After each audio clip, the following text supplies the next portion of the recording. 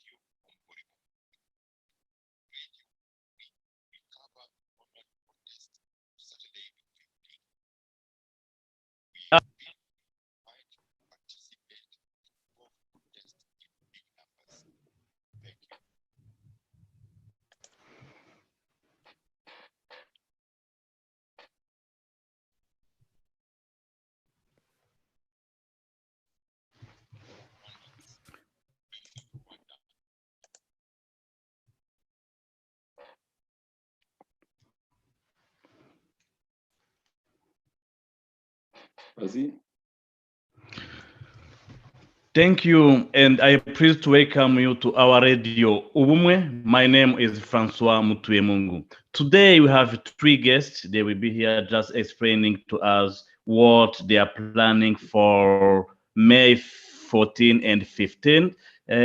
According to the message I received, I will start asking the first question Mrs. Mireille A. You are coming from this Idamanje movement that is protesting against the Commonwealth Summit, and now the program 21 has been postponed. Are you still going to the street to protest? Hello, Francois. First of all, I want to thank you for welcoming us to your radio and television, Ubumwe. So as I've been to many radios and televisions, I keep introducing myself as Mireille A. I live in Edmonton, Canada. And just like so many Rwandans that have joined this Idamange movement, we are in the coordination that's organizing this movement. We are protesting against the Commonwealth Summit, that's Shogam 21. Even though it's not going to be in Rwanda this year, their reason for canceling has nothing to do with the reason why we're protesting. They have canceled it because of COVID. However, we are still going to protest for a number of reasons. First of all, Idamanje is still in prison. And so are many people who are just in prison for speaking the truth, for being there for others. So that's one of the reasons why we will still be protesting this coming weekend. The second reason that we're still protesting is because Rwanda has not complied with any of the Commonwealth principles and values, such as democracy, gender equality, freedom of expression, and that's just to name a few. The other third reason why we're still protesting is because people in Rwanda are either killed or imprisoned or disappeared every day. They need our voice. They are the voiceless, and we are here outside of Rwanda to be their voice. That is the reason why, even though Chogam 21 is not happening in Rwanda this year, we want them to realize that the reason to postpone, the reason to stop it should not be COVID. It should be because Rwanda is not really complying. So thank you so much again. And I will give you the microphone back to the studio and to you. Thank you, Francois. Thank you very much, Mireille.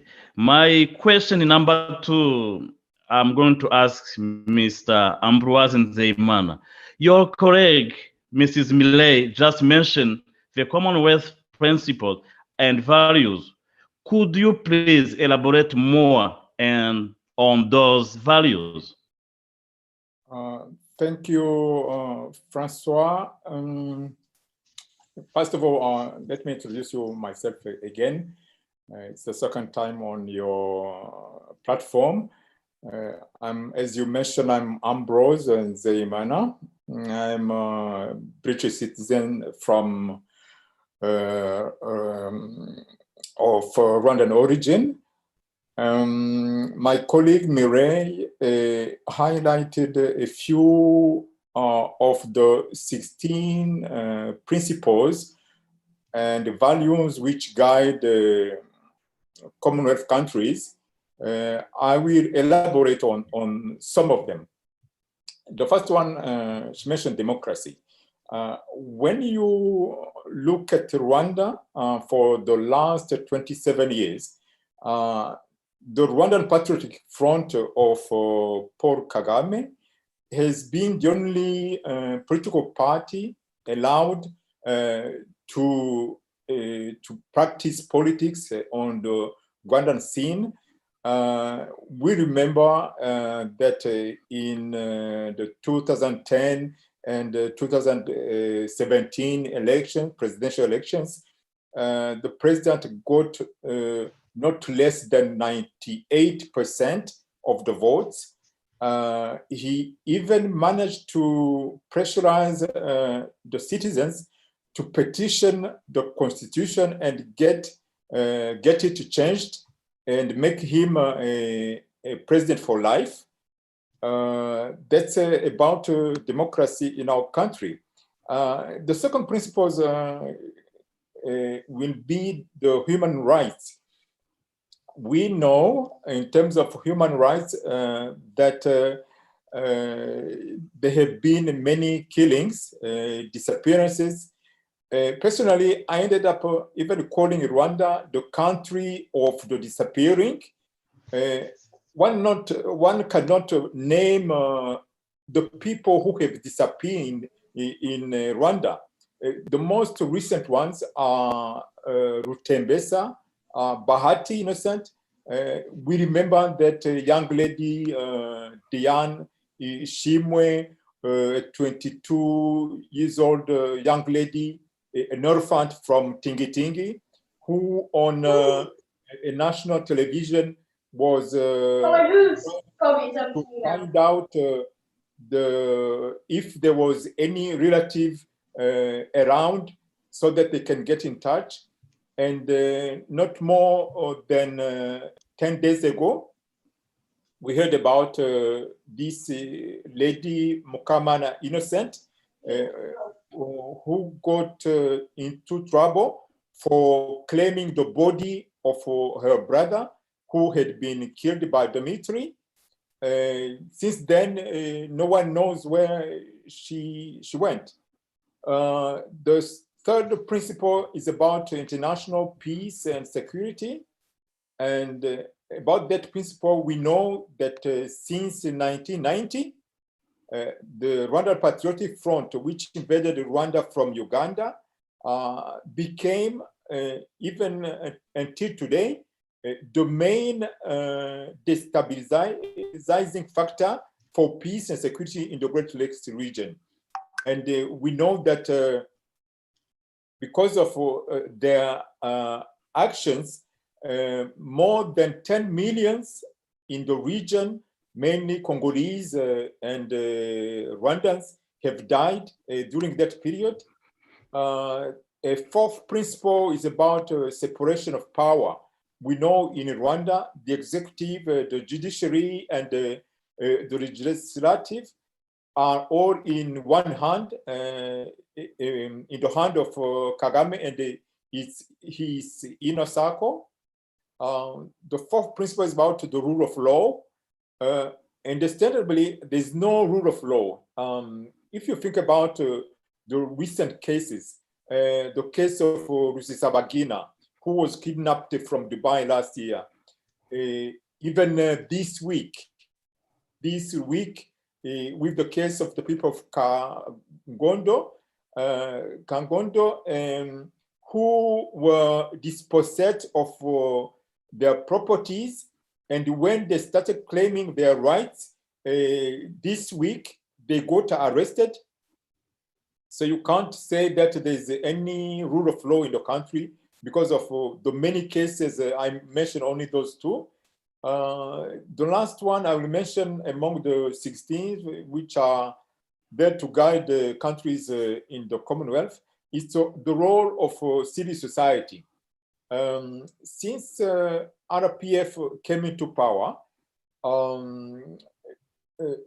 organizations from civil society got infiltrated, and the RPF put in there its people, and they became agent of the system. So there is no civil society, independent civil society in the country. I would end up there. So those are the few principles guiding the Commonwealth countries that I highlighted are not abided by the Rwandan regime. I hand back the microphone to you. Thank you, Ambroise.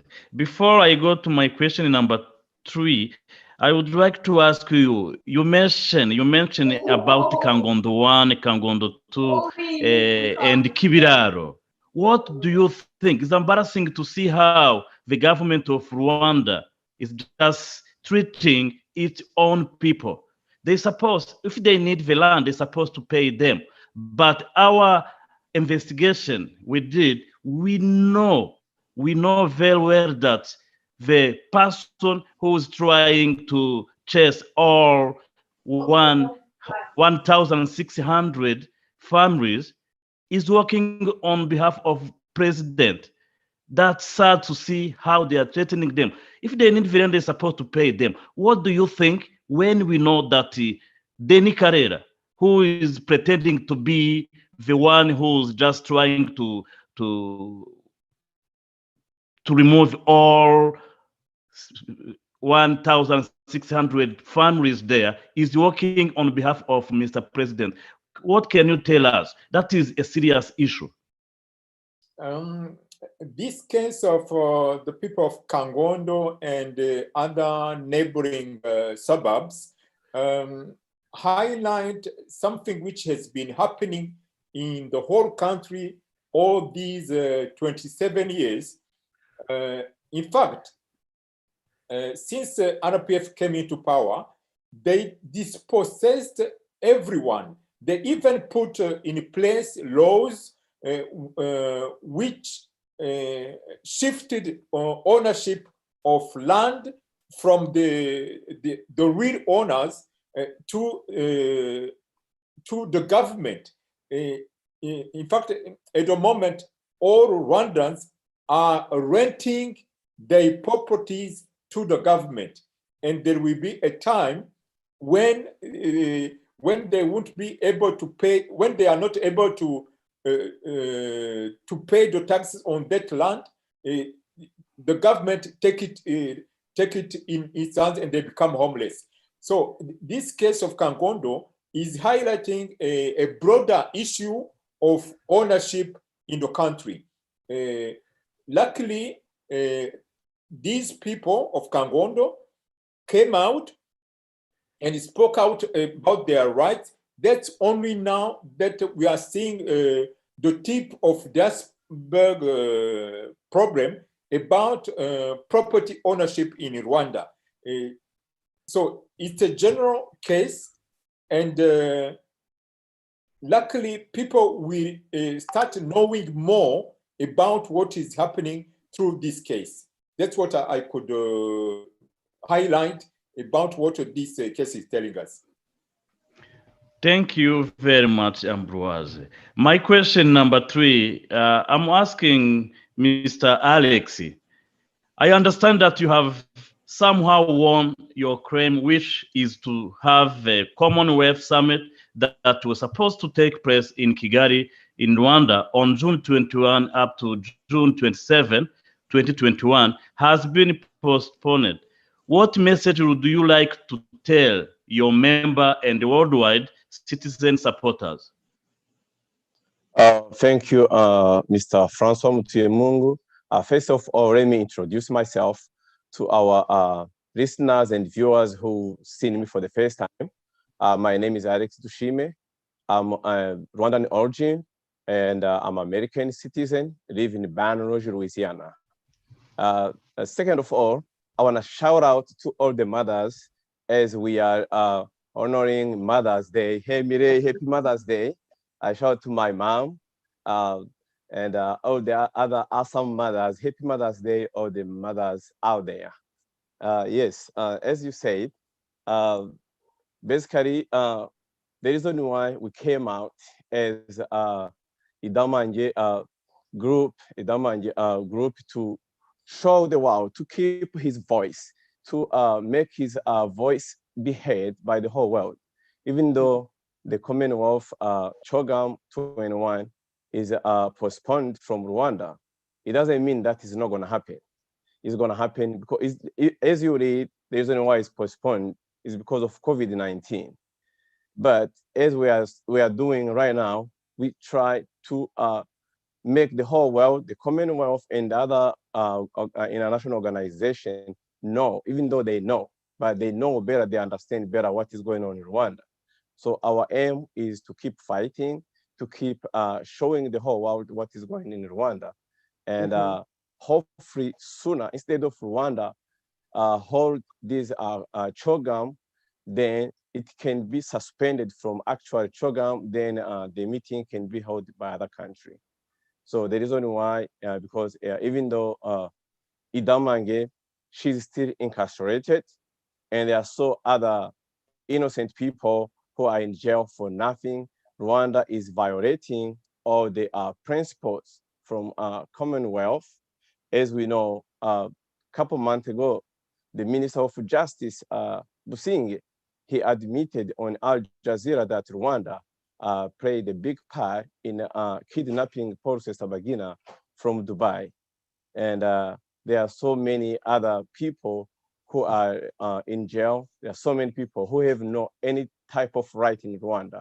So there's no freedom of expression. Democracy is crushed in Rwanda. So there are so many reasons why we will keep fighting until the Rwandan government change and abide to the laws and the Commonwealth basic what they are signing for. Thank you. Thank you very much, Alex. Oh, we are almost at the end of this program. I would like to invite each of everyone to say a final word. I will start with Mrs. Mireille A. Thank you again, Francois. The only final word I have for my fellow Rwandans and the Friends of Rwanda is to get out there. Let's keep fighting. Let's keep protesting. Let's stay pressing the Rwandan government so that they can release Idamanje and other prisoners.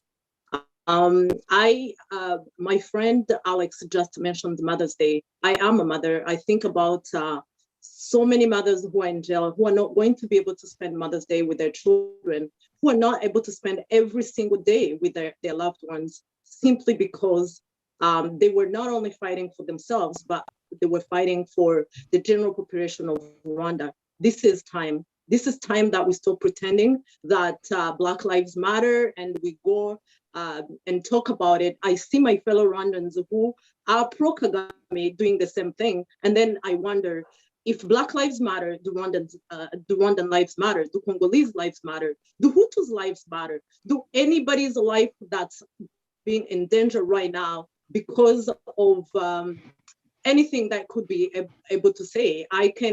In Rwanda, you can be a Hutu and talk about how your family was killed, and all of a sudden you're in trouble when you're speaking your truth, when you're remembering your loved ones. It's embarrassing. It's embarrassing that the UN and the whole of the world can sing about the never again, about the genocide, and yet after that phrase has been made official, we have seen so many genocides arise. So it's about time. It's about time we think about every single person. We look at their lives as if it matters as ours. I have been an activist for First Nations, for LGBTQ here in Canada, for Black Lives Matter for so long, yet I was afraid to come out and speak against Rwanda. So it is a shame in everything that we have done, but it's never too late. It's never too late to lose friends over being yourself, over speaking your truth, over protesting for another person. It's not always about us. Yes, there was time that I needed help, and I wish somebody could have come to my rescue, even though it didn't happen. Today, I'm not going to be a bystander. I will be out there in the roads, whatever that it takes, so that every single person in this world is going to at least achieve to be treated the same. Thank you again. I will give you the microphone. Thank you, Mireille. But I would like to ask you one question.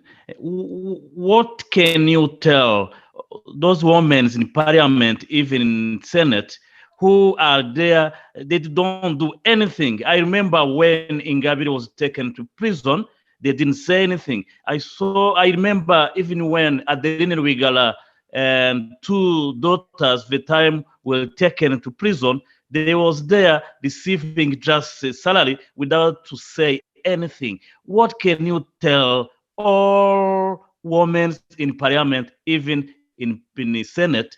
They are there, things are happening, they are not saying anything. What can you tell them now? I really wouldn't have any word to tell them, because myself, I see them as vases, as flowers who are put there so that Rwanda can show gender equality. When I look at the reason why they're there, myself, I've come up with this solution in my head, and I know in the future we're going to see it, that President Kagame would love that her daughter would take over. So to me, that was his way of making Rwandans get used to women being in power. I would never want to be used for something like that in the future. So I'm pretty sure they know it, they feel it, they're just there. And there would be nothing that I could tell them that I would tell differently to any other Rwandan. We need to say no to being used by anybody for their own agendas.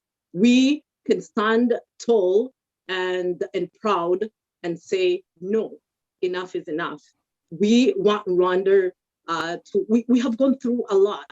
We've had atrocities that are happened in a short time and have taken so many people that we are even afraid to admit our ethnic groups, simply because of what somehow our elders have done to each other. So it's about time that we take out that clothing that we've been given and not see ourselves as gender equality simply because we are put in parliament to do absolutely nothing when our fellow mothers are going through everything that they go through. It's more complex that you will ever understand, because for the first time when Idamanje was put in prison, I got to learn that I know, maybe I shouldn't speak about this on television, but it is the world we live in. We get periods every single month. The poor lady got that time of the month, and I didn't see even one Rwandan mother or woman asking themselves, by the way, how come? We've never asked ourselves, do they get pads? Do they get the comfort that we should get in that time of the month? There are so many things that I can sit down and ask the mothers or the ladies, even the men are supposed to have our backs. Where are we? This is the time. Let's get out there. Let's start letting the world know what really Rwanda is about. Thank you. Thank you very much, Mrs. Mireille. Oh, Mr. Ambroise, it's your time now. You are in ending this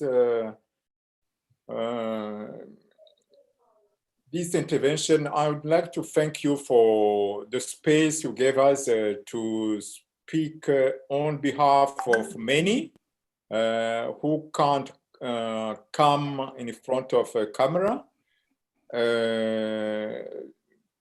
The voiceless in places in Rwanda, in Congo, and elsewhere, where many hundreds of Rwandans have been spread because of atrocities that my colleague Mireille mentioned. And to end my intervention, I would like to appeal particularly to the NBA Commissioner, Adam Silva. The wife of Paul Rusesabagina, Tatiana Rusesabagina, appealed also to him, asking him and his player not to go to Kigali on May the 16th for the launch of the NBA Basketball African League. So it's the same situation as Chogam. So we have international events scheduled to happen in Kigali.